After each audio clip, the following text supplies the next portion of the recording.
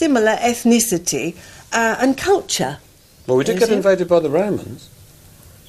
They're not Northern European. No, but they're not... you couldn't say that they're Iranians, could you? Like everyone I will meet, Carol has agreed to provide a swab of her DNA.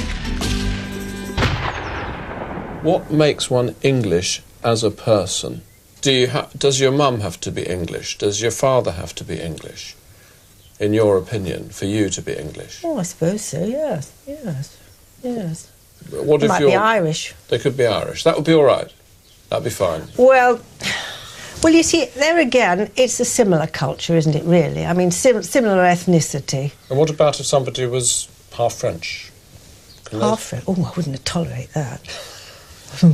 My wife's half French. Really?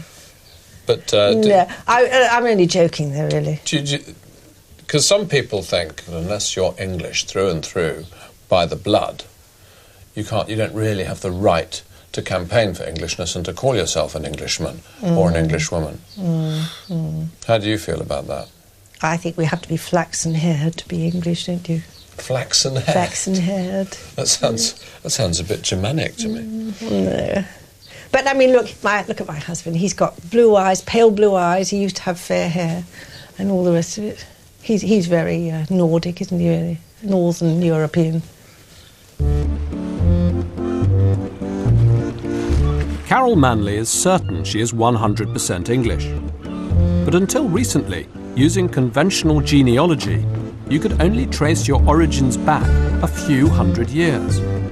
Yet waves and waves of people have been coming to England for tens of thousands of years from all over the globe.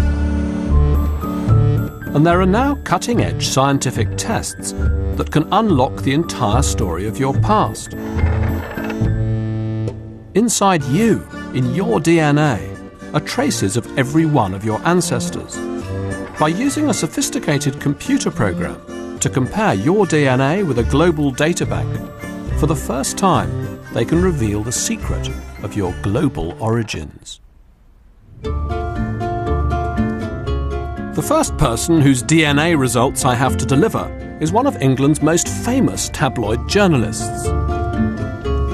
My England is bubble and squeak and foaming pints of Boddingtons. It's Les Dawson and Barbara Windsor, Max Miller and Page 3. Gary Bushell is campaigning to have St George's Day made into a national holiday.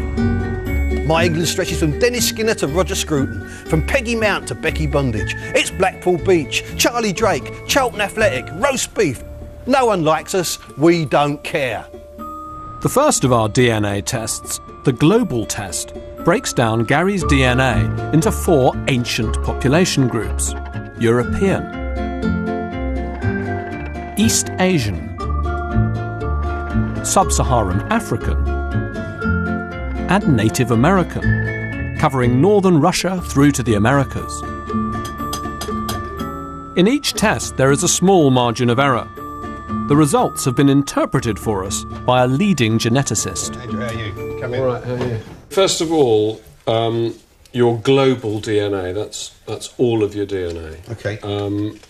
That tells us that you have 0% Native American genes. There's a blow. 0% East Asian, 92% European, and 8% Sub-Saharan African. Really? 8%? That's quite a lot, isn't it? That's high. It's about 20 times the average for a European. Yeah. And what he said is that because there's been very little general population migration from Sub-Saharan Africa to Europe in global terms, it's unlikely that you'd have acquired those genes through a steady agglomeration of DNA building up in your gene pool. And he said it's much more likely that this would have been a singular event, probably in the last 5 generations.